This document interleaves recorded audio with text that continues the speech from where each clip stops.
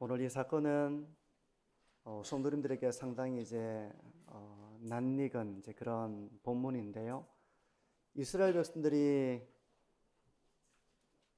모세가 시내산에 올라간 그 틈을 타서 금 송아지를 만들어서 금 송아지 앞에 무릎을 꿇고 경배하며 그렇게 예배한 사건입니다. 왜 하필 금송아지를 만들었을까? 왜 하나님을 예배하는데 이런 게 필요했을까? 우리가 여러 가지 생각들을 해볼 수 있겠죠. 이스라엘 백성들은 하나님을 떠나서 다른 신을 믿고 섬기려고 한 것은 아니었습니다. 하나님을 더 잘 믿고 더 잘 섬기기 위한 마음이 그들에게 없지 않았지만 이 사건은 하나님의 마음을 아프게 했고 또 하나님을 상당히 화나게 했습니다. 여러분, 하나님을 화나게 할 수도 있는 겁니다. 오늘 설교 제목이 신앙인가 우상인가 하는 제목인데요. 여기서 신앙은 하나님을 믿고 의지하는 올바른 그런 삶의 길을 가리키는 것이라면, 우상은 하나님이 아닌 것을 하나님이라고 우러러보고 헛되게 신앙의 길을 걸어가는 것을 우상이라는 한 말로 이렇게 좀 집약적으로 표현을 한 겁니다. 오늘 이 본문이 우리에게 주는 영적인 교훈이 뭔가, 이걸 좀 생각해보고 우리 자신이 신앙의 길을 걸어가고 있는지 아니면 혹 나에게서 우상의 길이 엿보이지는 않는지를 돌아보면서 바른 신앙의 길을 분별하고 그 길을 향해 나아가고 헌신하는 그런 자기를 돌아보는 시간으로 삼으셨으면 좋겠습니다. 먼저 1절을 보시면요, 이렇습니다. 백성이 모세가 산에서 내려옴이 더딤을 보고 모여 백성이 아론에게 이르러 말하되, 일어나라, 우리를 위하여 우리를 인도할 신을 만들라. 이 모세 곧 우리를 애굽 땅에서 인도하여 낸 사람은 어찌 되었는지 알지 못함이니라. 지금 이 상황이, 배경이 모세가 지금 부재한 상황입니다. 왜 모세가 부재한가? 모세는 시내 산으로 올라가서 하나님으로부터 율법을 받고 있는 그 상황이었기 때문에 지금 모세가 없는 상황이에요. 출애굽기 24장을 보게 되면 그 기간이 40일이었다고 말씀합니다. 모세가 40주 40야를 하나님과 함께하며 하나님의 임재 가운데서 율법을 받는 그런 상황이었어요. 그런데 이 기간이 길어진 겁니다. 백성들은 그게 며칠이 될지 몇 시간이 될지 알지 못하는 가운데 이미 그것이 시간이 상당히 길어지니 모세의 부재 가운데 이들이 어떤 마음이 되었겠습니까? 불안했겠죠. 불안했을 겁니다. 마치 아이가 부모가 없을 때 그 부모의 부재를 느끼면서 외롭고 불안한 것처럼 이스라엘 백성들이 그런 불안한 마음이 되었을 거예요.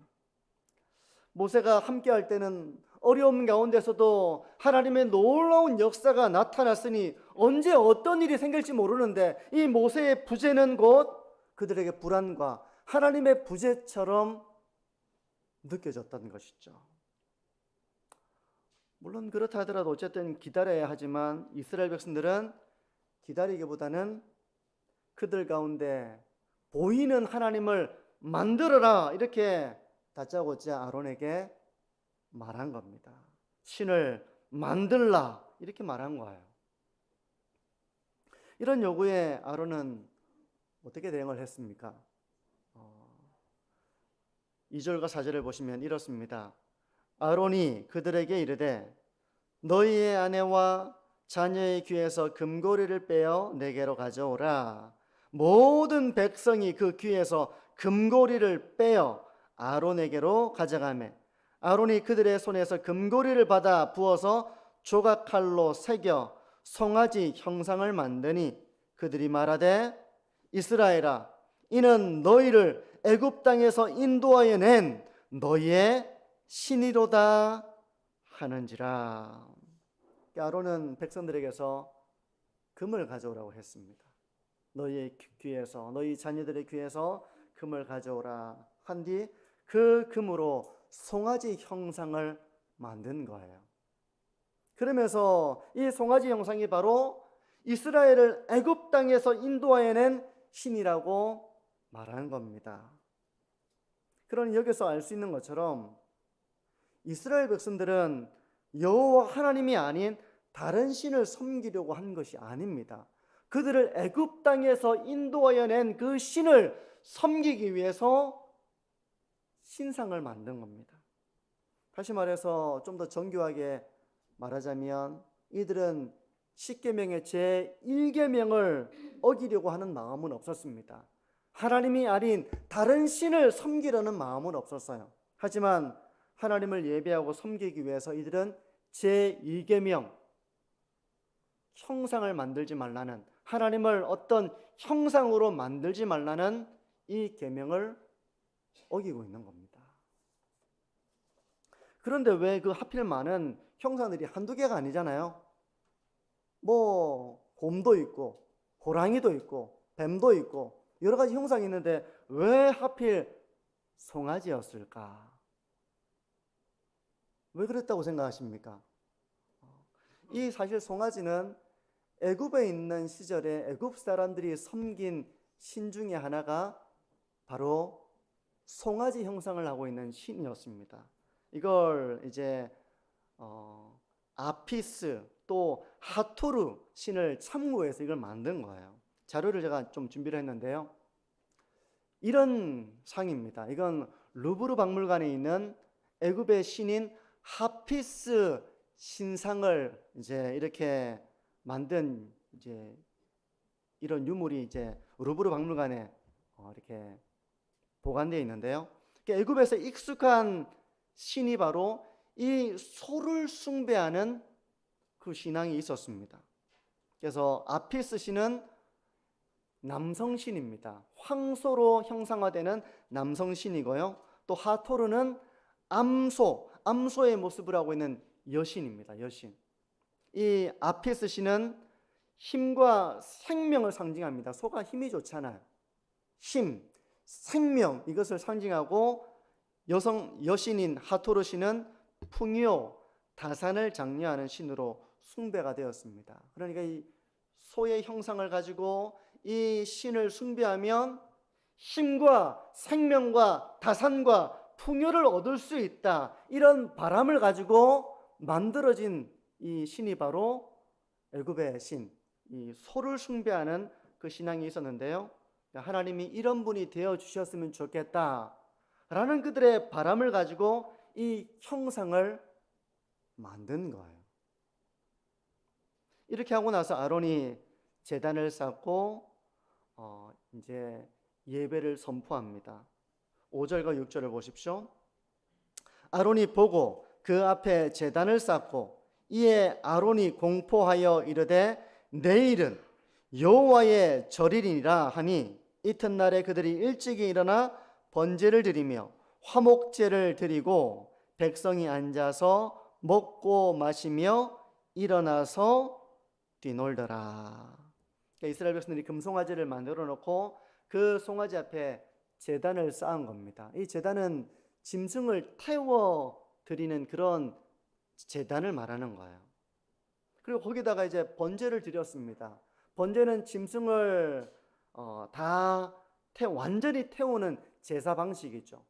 화목제는 짐승을 태우되 일부를 나누어 먹는 그런 제사의 방식입니다. 하나님과의 화목이 이루어졌음을, 또 우리 가운데 참된 화목이 이루어짐을 상징적으로 보여주는 제사가 바로 화목제입니다. 그러니 이 백성들이 번제를 드리고 화목제를 드리고 그 일부를 나누어 먹으면서 하나님을 예배하는데, 그 가운데 이들의 예배 방식이 앉아서 먹고 마시며 일어나서 뛰놀더라, 이렇게 표현을 하고 있어요. 일어나서 뛰놀더라, 문자적으로 보면 춤추고 놀다는 의미입니다. 이 뛰놀더라라는 이 말은 구약 성경에서 주로 종교적 타락과 잘 연결이 되는 그런 단어예요. 그러니까 이것이 율법이 가르쳐주는 제사 방식이 아니라 이방 종교에서 나타나는 예배 방식. 그래서 열광적인, 종교적인 열광과 방종과 그런 성적인 타락이 어우러진 예배 방식을 말할 때 이제 이 단어가 사용됩니다. 그러니까 이것은 율법이 가르쳐주는 예배 방식은 아니었어요. 그러니까 이스라엘에 5대 제사가 있잖아요. 번제가 있고 소제가 있고 화목제가 있고 속죄제가 있고 속건제가 있는데 이 제사 방식에는 뛰노는 방식은 없습니다. 때문에 하나님께서 이런 이스라엘 백성들을 보시면서 말씀을 하십니다. 7절을 보시면요, 여호와께서 모세에게 이르시되 너는 내려가라. 내가 애굽 땅에서 인도하여 낸 내 백성이 부패하였도다. 그렇게 말씀을 하시는 겁니다. 너희가 비록 나를 조금 잘못 알기는 했지만 너희들이 나에게 이렇게 열광적으로 예배하는 모습이 참 갸륵하다. 참 보기가 좋다. 하나님이 이렇게 말씀하지 않으셨습니다. 너희들의 그 열심과 헌신과 그 재물을 보니 내 마음이 너무 흐뭇하고 참 기쁘구나. 너희들이 비록 나를 잘못 알고 있기는 하지만 그 무지함이 있지만 그래도 너희들이 그렇게 열정적으로 예배하는 모습이 참 보기가 좋구나. 하나님이 이렇게 말씀하지 않으시고요, 이스라엘 백성들이 부패하다, 그렇게 말씀하고 계신 것입니다. 그러니까 이스라엘 백성들을 보면 이들은 나름대로 하나님이 아닌 다른 신을 섬기려고 한 건 아니었어요. 그 하나님을 단지 보면서 형상으로 만들어서 그렇게 하나님을 예배하려고 한 겁니다. 모세도 없고 모세의 부재 가운데 그들이 불안하니 하나님을 만들어서 그 하나님을 보며 그 하나님을 예배하려고 한 겁니다. 열심히 하나님을 예배하고 하나님을 섬기고 신앙 안에 하나가 되기 위해서 이스라엘 백성들은 하나님을 금송아지로 만든 거예요. 하나님은 그 모습을 보시고 이스라엘 백성들이 부패하였다고 말씀하고 계시는 것입니다. 하나님의 마음은 좀 못마땅하다, 언짢다 이런 것이 아니라 진노하셨다고 말씀하십니다. 진노하셨다. 때로 이 아버지가 엄청 자녀들을 향해서 진노할 때가 있잖아요. 엄청 화를 내실 때가 있습니다. 어떨 때 그렇습니까? 아버지들이 자식들이 서로 싸우고 막 서로 막 분쟁을 일으키고 아버지 어머니 앞에서 막 큰 소리를 내고 이렇게 하면 그 상황을 그냥 지켜볼 수 있는 아버지 어머니가 없죠. 너희들 지금 뭐 하는 거야? 하면서 이렇게 크게 화를 내잖아요. 그러니까 때로 부모가 아주 화를 낼 때가 있습니다. 자녀들에게. 근데 지금 하나님이 이스라엘 백성들을 보시며 이렇게 아주 화를 내고 계신 거예요. 9절과 10절을 보십시오. 여호와께서 또 모세에게 이르시되 내가 이 백성을 보니 목이 뻣뻣한 백성이로다. 그런즉 내가 하는 대로 두라. 내가 그들에게 진노하여 그들을 진멸하고 너를 큰 나라가 되게 하리라. 그러니까 이들을 모두 진멸하겠다는 겁니다. 이들을 모두 진멸하여 멸망시키겠다는 겁니다. 그리고 모세, 너를 향하여서 내가 큰 나라를 세우겠다. 하나님이 그 정도로 지금 이스라엘 백성들을 보실 때 크게 화가 나신 상황이에요. 그 이스라엘 백성들은 하나님을 더 잘 섬기고 더 잘 예배를 드리기 위해서 이렇게 한 것이었는데 이것이 그렇게 하나님을 노하게 만들 것이라고 생각하지 못했을 것입니다. 상상도 못했을 거예요. 만약 그런 생각을 했더라면 이렇게 조심성 없는 행동을 하지 않았을 겁니다. 마치 음식이 지나서 부패해지면 썩고 냄새가 나는 것처럼 이스라엘 백성들이 영적으로 아주 그렇게 부패해졌다고 하나님은 말씀하고 계신 것입니다. 오늘 본문이 우리에게 많은 묵상거리를 줍니다. 많은 묵상거리를 주고 참 이것저것 우리를 돌아보게 많이 해주는데요. 저는 그 중에서 오늘 말씀을 통해서 오늘 이 본문이 전하려고 하는 핵심 메시지를 두 가지로 좀 정리를 해봤습니다. 첫 번째는요, 하나님에 대한 왜곡된 신앙을 하나님이 기뻐하지 않으신다는 것입니다.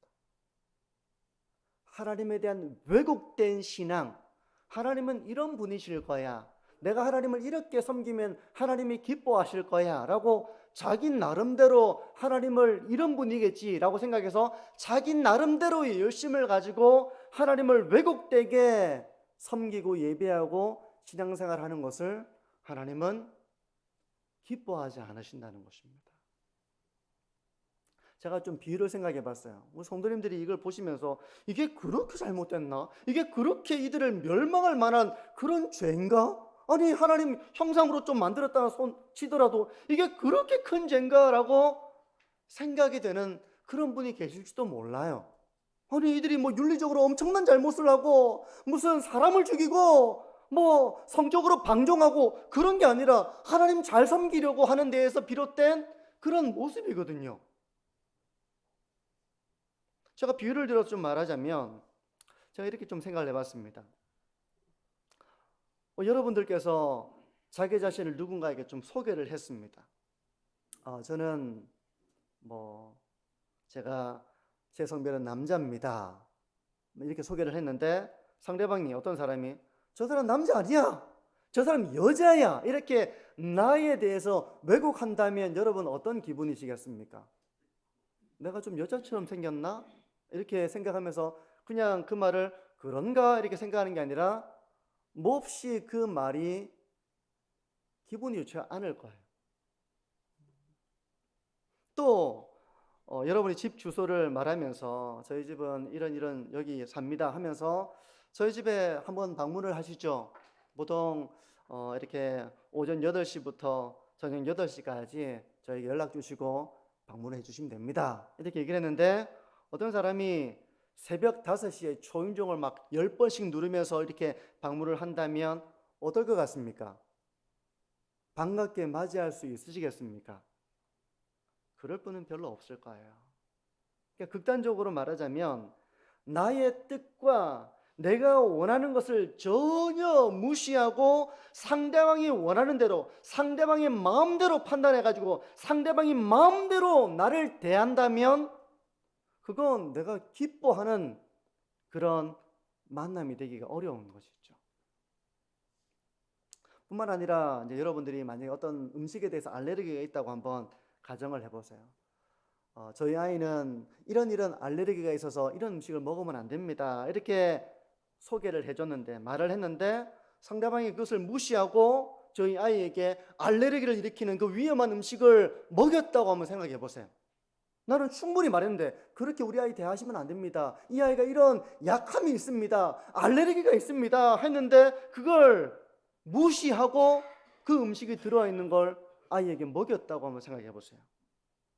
알고도 무시하고 했던지 아니면 그런 글을 써서 당부를 했는데 그걸 제대로 읽어보지도 않고 듣지도 않고 마음대로 그런 위험한 행동을 했다든지 한번 생각을 해보십시오. 그거는 아이를 맡길 수 없겠죠. 하나님을 금송아지로 만들어서 섬기는 일을 비유하자면 이렇게 설명할 수 있는 겁니다. 하나님을 왜곡하는 것입니다. 하나님이 아닌 것을 하나님이라고, 하나님은 이런 분이신데 A라고 하는 분이신데 사람들은 하나님을 B라고 여기면서 자기의 생각대로 자기의 소견대로 자기의 방식대로 하나님을 섬기는 것을 하나님은 기뻐하지 않으신다는 것입니다. 오늘 말씀으로 한번 우리의 신앙을 돌아보시죠. 우리는 나름대로의 그런 열심을 가지고 신앙의 길을 걸어가야 한다고 배웠습니다. 우리는 나름대로 가정을 위해서도 가정을 무너뜨리고 싶은 사람은 아무도 없습니다. 나름대로 가정을 위해서 열심을 가지고 있고 교회를 위해서 열심을 가지고 있고 하나님을 섬기고 교회를 세우기 위해서 우리는 나름의 열심을 가지고 있습니다. 그런데 그 열심이 하나님께서 기뻐하실 만한 열심인지를 우리가 분별해야 한다는 거예요. 분별해야 한다는 거예요. 우리가 분별하지 못하면 어처구니 없는 그런 잘못을 범할 수 있는 겁니다. 나는 가정을 잘 세워나가고 가족들이 신앙을 가지고 바르게 잘 세워나가기를 위해서 내가 한 열심이었지만 그 열심이 도리어 그 가정을 신앙에서 멀어지게 하는 일이 일어날 수도 있는 거예요. 나는 나름대로 교회를 섬기기 위해서 하나님을 바르게 잘 섬기려는 그런 의도를 가지고 한 것이지만 그런 우리의 섬김과 열심이 도리어 하나님을 상당히 슬프게 하고 하나님을 화나게 만들 수도 있다는 것을 우리가 기억해야 됩니다. 로마서 10장 2절에 유대인들의 어리석음을 바울은 이렇게 말합니다. 내가 증언하노니 그들이 하나님께 열심히 있으나 올바른 지식을 따른 것이 아니니라. 문제는 열심이 없는 게 아니었습니다. 열심이 상당히 있었는데 하나님을 바르게 알고 올바른 방향으로 그 열심을 가지지 못했다는 것. 그들의 열심이 도리어 하나님의 진노가 되었다는 것입니다. 요즘은 점을 보러 가는 기독교인들이 더러더러 있다고 합니다. 그래서 거기에 문구에 기독교인 환영 이걸 써놓고, 네, 웃으시는 분들은 설마 알고 웃으시는 건 아니죠, 그렇죠? 기독교인 환영을 써놓고 기독교인들을 점을 봐준다는 겁니다. 우리가 상당히 답답할 때가 있잖아요. 답답하고 어찌 될지 모르겠고 막 좀 초조하고 불안하고 그럴 때 뭔가 알고 싶은 그런 욕구가 우리에게 있습니다. 알고 싶은 거예요. 불안하니까. 근데 기도하는데 하나님이 가타부타 말씀을 안 하시고 막 답답하고 이러니까 기독교인들 중에 그렇게 점을 보러 가는 사람들이 도로도로 있다는 거죠. 기도해도 하나님이 별다른 응답을 안 해주는 것 같아서 답답한 마음에 무당을 찾아가서 답을 얻으려고 하는 그런 사람들이 있다는 것입니다. 더러더러 우리 교회는 없겠죠.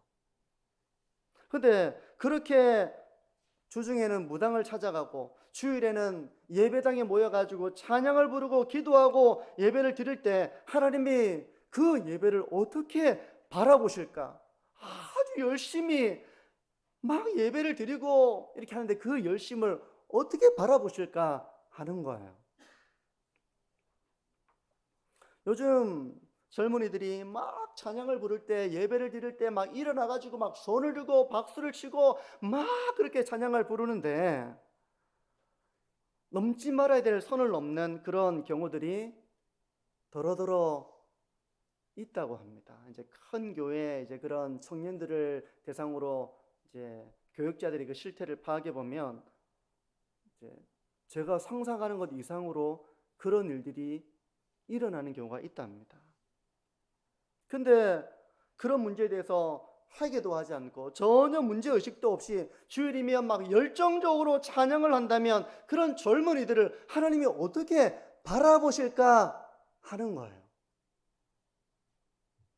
하나님이 그런 예배를 기쁘게 받으실까? 자신의 어리석음을 깨닫고 자신의 죄악을 돌이키고 회개하지 않은 채 드리는 그 예배를 하나님이 기뻐하지 않으실 겁니다. 성도 여러분, 우리가 이런 종교적인 이런 열심에만 우리가 머물러 있어서는 안 됩니다. 그것은 나는 하나님을 섬기는 것이라고 생각하고 상당히 내가 열심히 있게 신앙의 길을 걸어간다고 생각할 수 있지만 사실은 하나님을 섬기는 것이 아니라 내 마음의 평안을 얻고자 내 마음대로 신앙생활을 하고 있는 그런 일이 될 수 있다는 것입니다. 이스라엘 백성들이 자기를 위해서 우상을 만들어서 자기 마음대로 하나님을 섬기고 예배한 것처럼 우리가 이런 신앙에 빠질 수 있음을 우리가 기억해야 됩니다. 그래서 오늘 첫 번째 핵심 메시지는 왜곡된 신앙을 가지고 자기 소견대로의 신앙생활을 해서는 안 된다는 것이라면, 두 번째 우리가 좀 생각해 보려고 하는 것은 이 왜곡된 신앙에 빠지지 않기 위한 성경적인 대안입니다. 성경적인 대안에 대해서 우리가 이 본문은 우리에게 그런 묵상거리를 주고 있는데요. 우리가 이런 잘못된 신앙, 왜곡된 신앙에 빠지지 않으려면 어떻게 해야 됩니까? 그렇게 되지 않으려면 우리가 하나님을 알아가야 됩니다. 하나님을 바르게 알아가야 됩니다. 그래서 호세아 6장 3절은 이렇게 말씀합니다. 그러므로 우리가 여호와를 알자, 힘써 여호와를 알자, 이렇게 외치고 있는 거예요. 왜냐하면 이 이스라엘 백성들이 종교적인 열심이 없었던 건 아니었거든요. 하지만 하나님을 모른 채 자기의 소견대로 하나님은 이런 분이실 거야, 하나님은 이런 우리의 봉사와 섬김과 그런 열심을 기뻐하실 거야 라고 하면서 하나님을 예배하고 있고 신앙의 길을 나름에 걸어가고 있지만 사실 하나님을 전혀 알지 못하는 그런 신앙의 길을 걸어가고 있는 이들에게 호세아가 외치는 것은 여호와를 알자, 힘써 여호와를 알자, 이렇게 외쳤던 것입니다. 우리가 열심히 전에 우선해야 하는 것은 하나님을 알아가는 것입니다. 여기서 하나님을 안다는 것은 그냥 지식을 축적하는, 지식과 정보를 내가 배우는 그런 정도가 아니라 하나님과의 인격적인 만남, 그 체험을 하는 것입니다. 안다라고 하는 것은 체험적인 알을 말하는 거예요. 그렇다고 해서 이 체험이 신비주의가 말하는 것처럼 밑도 끝도 없는 신비한 체험을 말하는 것은 아닙니다. 기독교 신앙의 이 체험의 핵심은 바로 말씀과 함께 역사하시는 성령의 은혜를 기본으로 하는 거예요. 저는 이런 좋은 본보기를 느헤미야에서 발견합니다. 우리 성도님들 중에 이제 성경을 잘 모르시는 분도 계실 수 있겠죠. 우리 학생들 중에도 느헤미야는 어떤 사람인가, 느헤미야는 어떤 역사적인 배경 가운데 기록된 성경인가 잘 모르는 분도 계실 것 같아요. 느헤미야의 역사적 배경은 이미 남북이 분열되고 북이스라엘은 아수르에서 멸망하고 남유다, 베냐민과 유다 지파로 구성된 이 남유다도 바벨론에 의해서 멸망을 했습니다. 나라가 없어졌어요. 다 포로로 끌려갔습니다. 물론 남아있는 사람도 있지만 영향력 있는 사람들은 다 포로로 끌고 갔습니다. 근데 다시 이들이 예루살렘으로 귀환한 유대인들이 있었던 겁니다. 그래서 다시 예루살렘으로 돌아와서 이들이 그들의 터전을 다시금 재건하고 그들의 신앙을 다시 재건하는 이런 배경이 기록된 말씀이 느헤미야서입니다. 느헤미야서 8장을 보게 되면 유대인들이 무너졌던 신앙을 다시 영적으로 세우기 위해서 초막절을 지키는 그 장면을 묘사합니다. 백성들이 광장에 다 모입니다. 그리고 에스라가 율법책을 가져오게 합니다.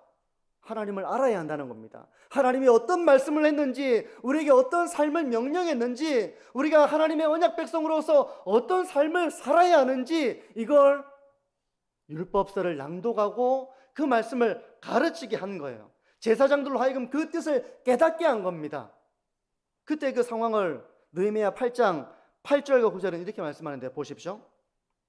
하나님의 율법책을 낭독하고 그 뜻을 해석하여 백성에게 그 낭독하는 것을 다 깨닫게 하니 백성이 율법의 말씀을 듣고 다 우는지라.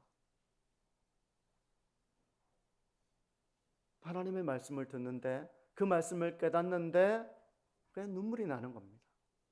무슨 의미의 눈물일까요? 회개의 눈물이죠. 회개의 눈물. 하나님의 말씀을 낭독하고 그 말씀을 깨닫게 하니 이 백성들의 마음에 변화가 일어난 겁니다. 그들의 굳어져 있는 메마른 심령 가운데 눈물이 터진 겁니다. 자기의 허물과 죄가 보인 거예요.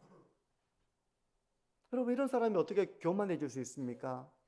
이런 사람이 어떻게 자기는 옳은 생활을 하고 있고 다른 사람들은 다 잘못하고 있다고 하면서 어떻게 다른 사람을 비난할 수 있습니까? 자기의 허물이 큰데 어떻게 교만해지고 어떻게 다른 사람을 함부로 정죄하고 그럴 수 있습니까? 이런 사람이 어떻게 자기의 허물도 보지 못한 채 하나님 앞에 거룩한 그런 위선의 신앙의 길을 걸어갈 수 있겠습니까? 그냥 말씀 앞에서 우는 거예요. 하나님, 저의 죄악과 어리석음이 너무나도 크고 하나님 참 부끄럽습니다. 하나님, 제가 참 슬픕니다. 어려운 일을 당해서 내가 슬픈 게 아니라 하나님의 은혜를 모른 채 살아가는 이런 나의 삶이 너무 슬프다. 우리가 죄를 지으면 사실 성령이 있는 사람은 슬픕니다. 기쁜 게 아니라 슬퍼요. 너무 슬픕니다. 그렇기 때문에 죄를 미워하게 되는 거예요. 죄를 짓고 나면 마음이 편하지 않습니다. 죄를 지을 때는 여러 가지 상황 때문에 그 상황을 모면하기 위해서 나의 편함을 위해서 그 죄의 유혹 앞에서 무너져서 죄를 짓는다 할지언정 성령이 있는 사람은 그 죄를 결코 기쁘게 여기지 못합니다. 슬픈 겁니다. 슬픈 거예요. 그래서 하나님 앞에 엎드려서 자기의 죄를 고백하는 것이죠. 하나님, 제가 참 죄인입니다. 제가 겉으로는 옳게 보이고 내가 이렇게 했지만 저는 참 위선자입니다. 하나님, 저는 정직하지 못합니다. 저는 거룩하지 못합니다. 하나님, 저에게는 깨닫지 못했던 이런 수많은 죄악들로 인해서 하나님의 마음을 아프게 한 것에 대해서 저는 정말로 괴롭고 슬픕니다. 이런 마음의 심정이 된 겁니다. 말씀을 낭독하고 제사장들이 그 말씀을 깨닫게 하니 이런 회개 역사가 나타나게 된 거예요. 하나님이 기뻐하시는 제사가 바로 이런 제사입니다. 다윗이 시편 51편 17절에서 이렇게 고백을 하죠. 하나님께서 구하시는 제사는 상한 심령이라. 우리가 교만하고 위선적이고 하나님, 제가 이렇게 신앙생활 잘합니다. 저는 저런 세리들과 다릅니다. 저런 사람들과 신앙생활 저는 다릅니다. 저는 옳습니다. 저는 바릅니다. 저는 이렇게 열심히 신앙의 길을 걸어갑니다 하는 모습이 아니라 하나님의 말씀 앞에서 자기의 허물을 보는 것이죠. 하나님, 제가 참 부끄럽습니다. 제가 죄인입니다. 이런 심령으로 하나님 앞에 상한 심령이 되는 그런 예배자를 하나님이 그런 제사를 구하고 있고 그런 예배자를 찾으신다는 거예요. 주중에는 무분별한 삶을 살아가고 주중에는 욕심 많은 삶을 살아가고 주중에는 사랑이 없고 사납고 미움을 가지고 살아가고 주중에는 용서가 없는 삶을 살아가고 그래서 서로 가족관 가운데 이웃관 가운데 말도 하지 않고 주중에는 이 세대의 사람들을 본받아가서 전혀 거룩함이 없고 구별됨이 없는 삶을 살아가다가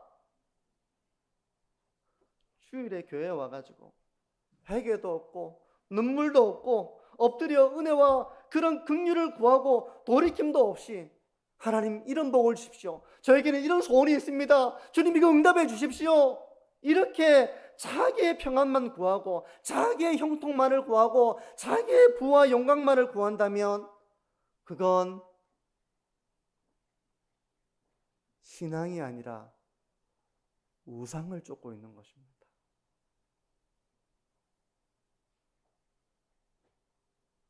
그건 이스라엘 백성들이 말씀에서 벗어나서 금송아지를 만든 것과 본질적으로 동일한 거예요. 하나님의 어떤 분이신지에도 관심이 없습니다. 하나님의 말씀 앞에 내가 어떤 삶을 살아왔는지 돌이킴이 없이 그저 나는 하나님 앞에 더 많은 것을 누리고 나의 어떤 목표를 성취하고 나의 마음의 평안을 구하고 내 방식대로 신앙의 길을 걸어간다면 그것은 신앙이 아니라 우상을 따르는 것이 되고 만다는 거예요. 자, 말씀을 정리합니다.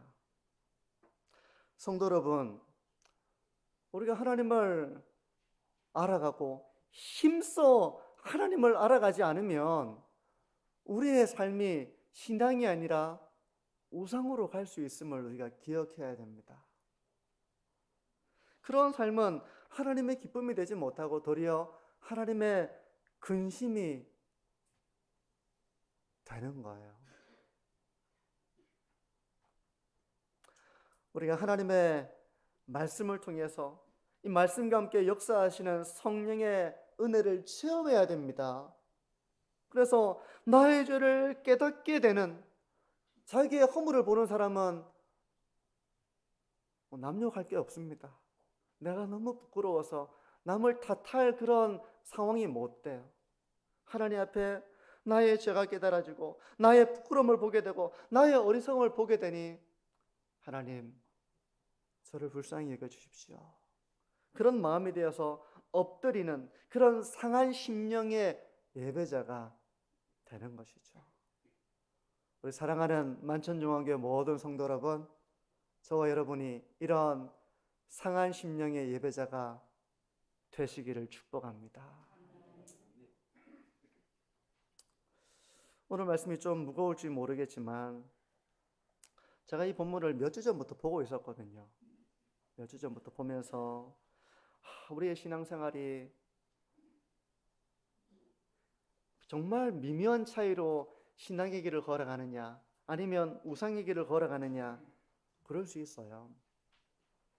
내가 원하는 하나님을 만들어서 내 방식대로 열심을 가지고 내 방식대로 신앙의 길을 걸어가는 것이 아니라, 여러분, 하나님의 말씀을 통해서 하나님을 우리가 알아가야 됩니다. 우리의 열심이 하나님의 방식대로 이루어져야 됩니다. 하나님이 기뻐하시는 뜻을 깨달아서 우리가 섬기고 예배하고 신앙의 길을 걸어가야 하는 것입니다. 그리고 성령의 역사로 말씀대로 살아가지 못하는 나 자신을 깨달으면서 상한 심령으로 하나님을 예배하고 그런 하나님을 참되게 예배하는 일상을 살아가는 것이 진정한 신앙의 길이에요. 그러니 성도 여러분, 주일날에도 하나님을 거룩하게 예배하지만 여러분, 주중의 삶도 참 중요합니다. 주중의 삶 가운데서 이런 말씀을 통해서 내가 하나님을 체험하는 이런 삶의 길을 걸어가야 합니다. 주중에 우리가 하나님을 위해서 살아갔던 이게 신앙의 그런 고백을 가지고 주일 예배로 나오셔야 됩니다. 하나님께 감사하고 찬양하고, 그러지 못했던 나의 삶을 돌이켜보면서 상한 심령이 되어서 하나님 앞에 꿇어 엎드리고 하나님의 은혜를 구하는 그런 예배를 드리는 사람이 바로 참 신앙의 길을 걸어가는 성도의 모습이에요. 우리 만천중앙교회가 이런 참 신앙의 길을 걸어가는 그런 하나님의 거룩한 교회 되어지기를 주님의 이름으로 축복합니다. 기도합니다.